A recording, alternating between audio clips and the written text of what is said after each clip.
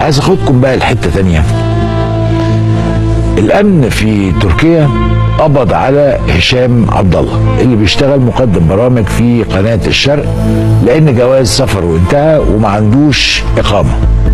لما عملوا كشف على اسمه، الشرطه عملت ده، شرطه تركيا، فعرفوا ان هو مطلوب من الانتربول بسبب انه محطوط على قوائم الارهاب في اكتر من دوله عربيه.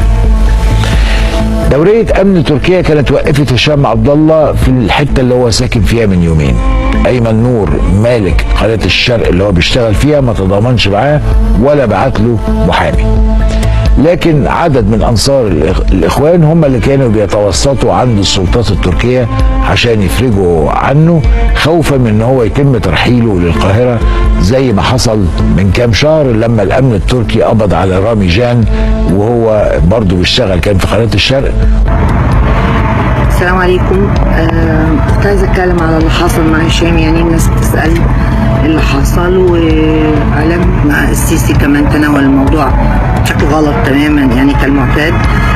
تحديدا اللي حصل ان النظام السيسي بالتعاون مع المخابرات الامريكيه ويقال الاماراتيه والاسرائيليه، يعني ده اللي بيتقال لنا يعني، تم وضع هشام على قائمة الإرهاب كود 87، هو أعلى درجات الإرهاب الدولي.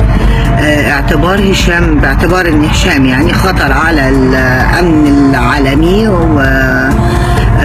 وده طبعا للضغط على الحكومة التركية لتسليم هشام لمصر، وده يعني ده تحديدا مش هيحصل.